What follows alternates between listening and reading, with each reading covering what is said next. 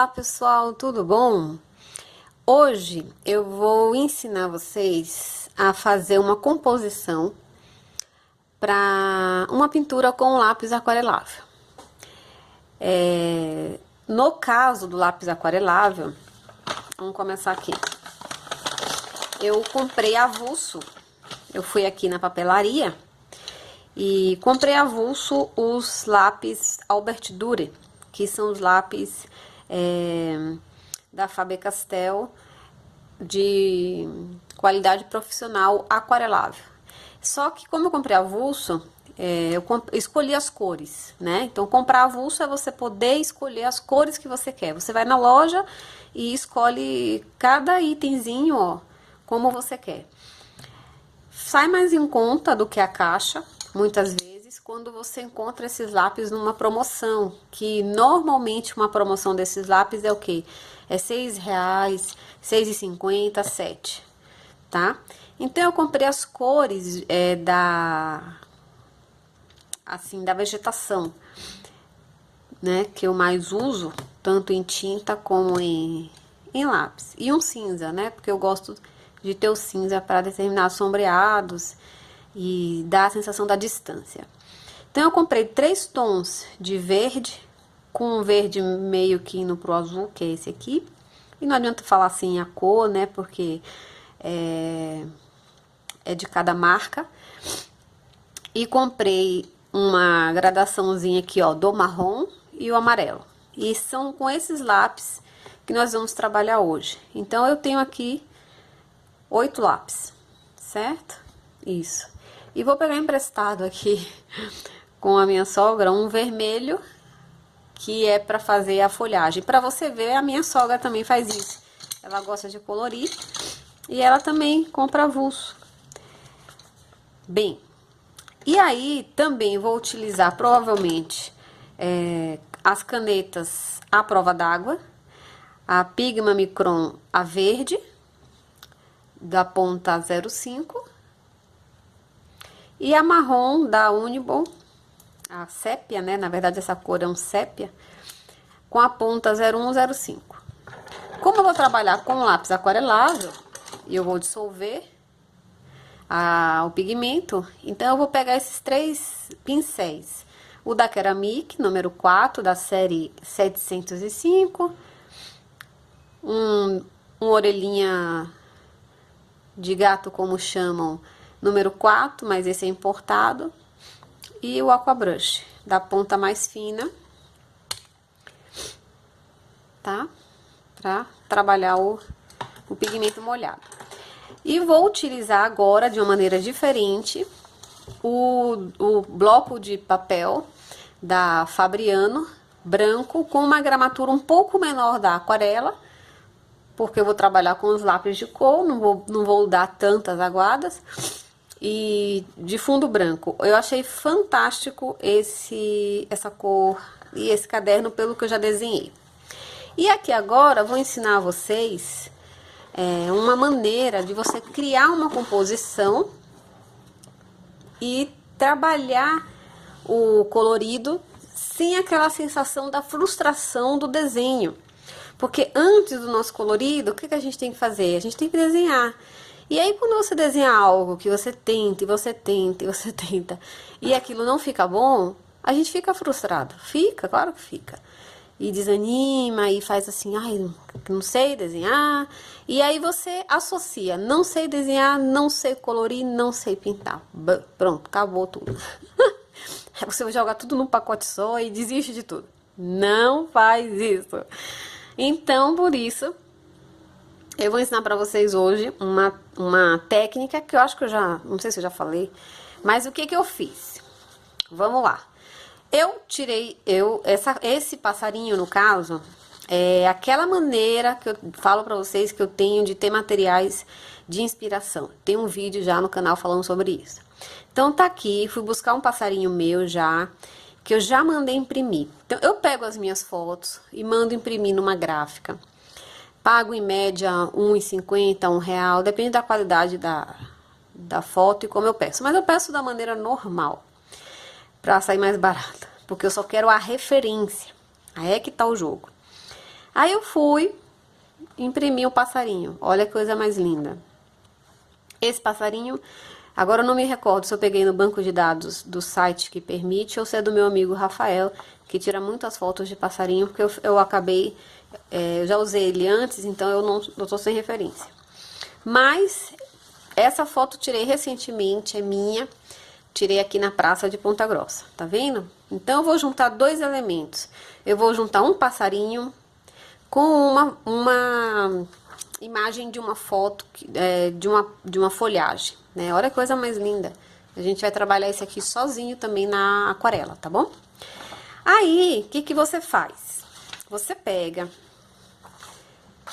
o seu papel de ofício com a impressão da sua própria fotografia ou de algum amigo que você pediu e, ó, vira aqui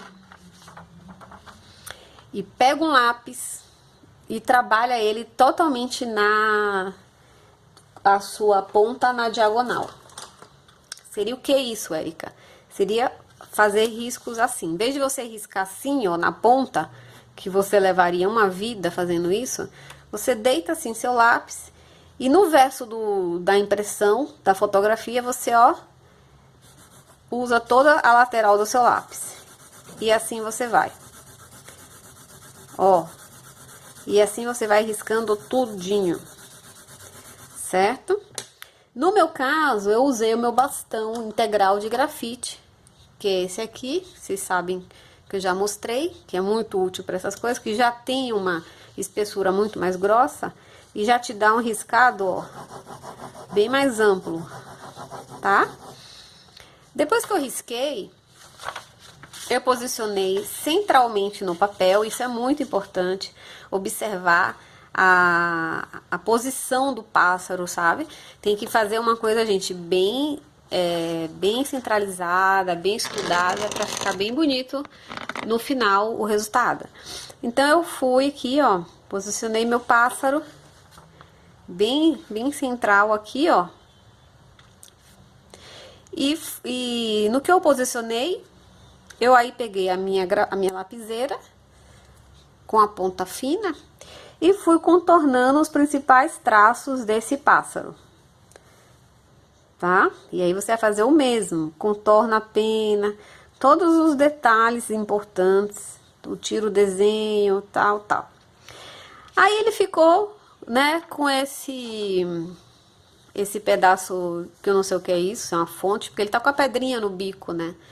Então vejam que eu tirei essa pedrinha. Ele apenas vai ficar com o biquinho aberto quando estivesse cantando. Aí no que eu finalizei, ele ficou aqui, né? No meio da folha. E aí vem a sua criatividade.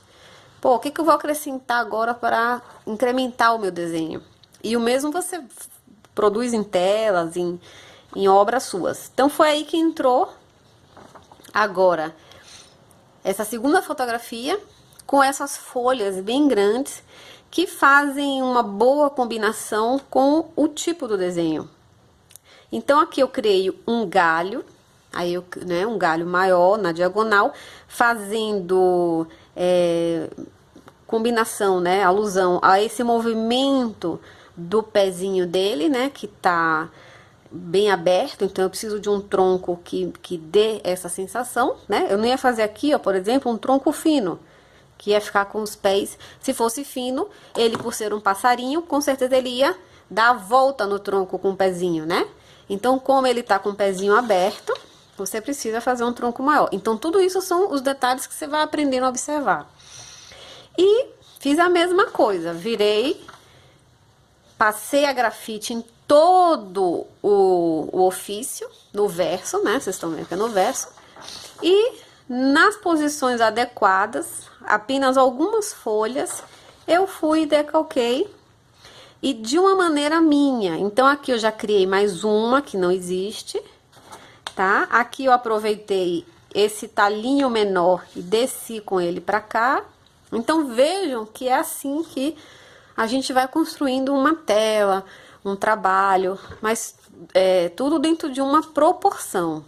Existem coisas importantes quando a gente faz na pintura, que é a proporção. A proporção ela é fundamental, né? Então eu não poderia, por exemplo, ter um passarinho grande, eu tenho um galho grosso, né, consideravelmente grosso, eu não vou aqui agora fazer uma folhinha desse tamanho. Não combina, né? Então, dentro dos meus trabalhos, essa fotografia se enquadrava bem na criação desse conjunto. Aí você vai falar assim pra mim: ai, Érica, mas você decalcou o desenho. Sim, decalquei e não, eu usei de um recurso para tirar o desenho. Tem problema? De maneira alguma, porque agora o que vai constar é o meu trabalho com lápis de cor, tá? Então, quando a gente tá iniciando, ou mesmo a gente já artista e você quer trabalhar a pintura, mas no nível mais do colorido ou da própria pintura, ou do próprio desenho, não tem problema você tirar os traços principais, de maneira alguma. Já falei isso e repito, tá? E à medida que eu converso com vocês, então vamos começar. Então eu vou começar com o tom mais claro. Deixa eu ver como é que tá essa luz. Então eu já falei isso pra vocês, repito que não tem problema. Isso não isenta a importância de vocês trabalharem o desenho de observação. Vejam bem, uma coisa não anula a outra, são apenas recursos que a gente deve unir para que você cada vez mais crie uma memória artística. Né? O que consiste essa memória, Érica? Essa memória é justamente de tanto você fazer aquilo, seja tirando o desenho, seja desenhando com a observação, o seu cérebro começa a gravar esse processo, gravar, que vai chegar um momento em que desenhar um passarinho vai ser simplesmente pegar um lápis e desenhar um passarinho de tanto que você já fez aquilo. Aí quando você vê um desenhista, principalmente os desenhistas, por exemplo, em quadrinho, eles treinam exaustivamente, fazem modelos, desenham, criam, se baseiam numa inspiração, mas é o fazer, né, que tá ali o tempo todo gerando a memória. Tudo em nós é essa memória do cérebro, de guardar aquilo, né? Então, olha aqui, ó, que eu tô fazendo pequenos risquinhos com o amarelo, porque eu preciso também do branco do papel. Então, ele é um passarinho, ele tem penugenzinhas, né? O passarinho, ele é feito de penugens, penazinhas, e essas penugenzinhas, elas vão se encontrando e sendo feita por pequenos tracinhos. Tá? Esse vídeo ele vai ser dividido em etapas, provavelmente eu não vou terminar ele todo hoje, e eu quero que vocês assistam, então eu quero que ele seja realmente didático para todos vocês. Você não importa a marca do seu lápis, se você tem aí um Leulet, um Faber-Castell, você vai fazer da mesma maneira, tá bom? E aí, você vai fazendo aqui na paciência esses pequenos risquinhos. Se vocês forem pesquisar muitos artistas e outros artistas plásticos mostrando até o seu processo de criação aqui no YouTube, eles também não fazem segredo, que muitas vezes eles tiram o desenho com o recurso de alguma coisa, algum uso assim de algo, né? Por exemplo, o retroprojetor. O retroprojetor, ele é muito comum, é muito utilizado. Eu preciso até comprar um também. Principalmente quando você vai pintar algo extremamente grande. Então você vai, como agora eu assisti recentemente um artista, e ele fez a pintura de um cânion maravilhoso, gigante, enorme, um quadro, praticamente um mural. Então ele fez o uso do retroprojetor, e muitos artistas aquarelistas, hiperrealistas, fazem uso do retroprojetor, porque o processo é a pintura. tá? Não tiro o mérito de ninguém, de vez em quando, fazer o uso de um recurso.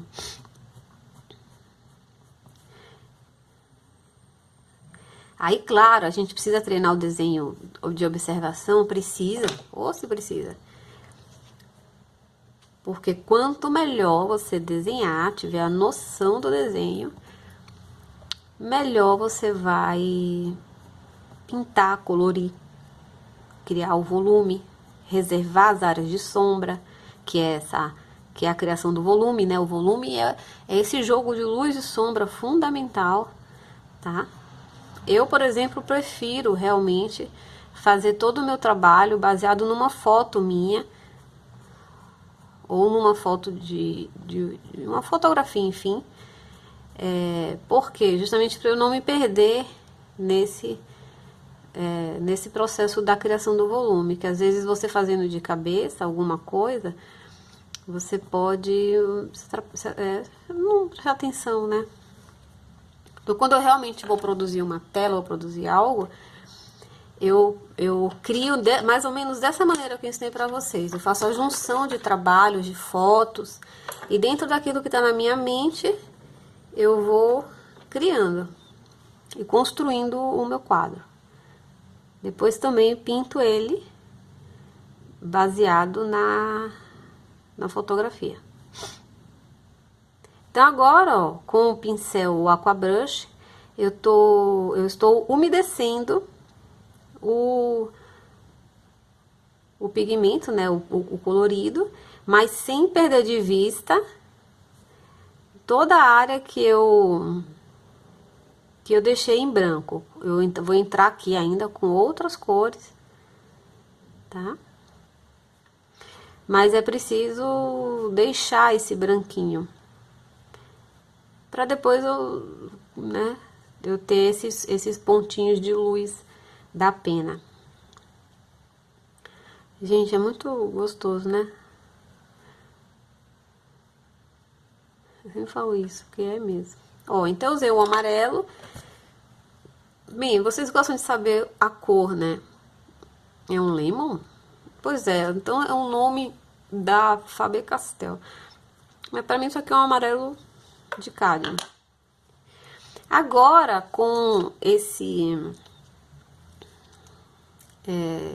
ocre, que pra mim isso é um amarelo ocre, ó, eu vou aqui, ó, essa cor aqui, tá vendo? Então vejam aqui qual é o degradê que eu tenho aqui, ó. Eu tenho o amarelo, para vocês buscarem mais ou menos isso aí no estojo de vocês. Eu tenho um amarelo ocre, o indiano, né? Eu tenho deixa eu ver aqui. Para não dificultar para vocês, marrom claro, tá bom? E eu nem sei se ele vai precisar... Ui, desculpa, gente. Nem sei se ele vai precisar de um marrom mais escuro, mas vamos aqui, ó. Tá vendo?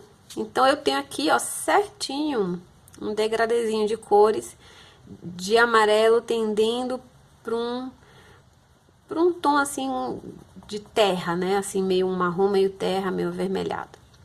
Para fazer a penugem do passarinho. Em certos pontos, esse passarinho também vai precisar do cinza. E aqui eu tenho o cinza. Ó. Outra coisa que vocês precisam fazer é justamente aprender a identificar a cor que se encontra na sua foto, né? O que você vai usar. Então, vejam que aqui eu tenho o quê? Eu tenho um amarelo vivo. Aqui eu tenho um cinza, tá vendo? Aqui eu tenho exatamente o ocre, o amarelo ocre, o indiano, não sei, mas... Aí, mais pra cá, ó, eu vou precisar desse tom, que é o marrom claro, tá vendo? E o vermelhinho, talvez aqui assim, em alguns pontos. Aqui na boquinha, aqui no biquinho. Também depois na construção do cinza com... Tá vendo? Na patinha dele, no pezinho. Depois eu vou entrar com o verde, né? E aí é outra conversa. Mas vamos aqui. Entenderam? Então esse é o passarinho. Ah, Érico, o olho. Oh, o olho. O olho dele é pretinho, né? Então eu vou... Vamos ver aqui. O olho dele é pretinho.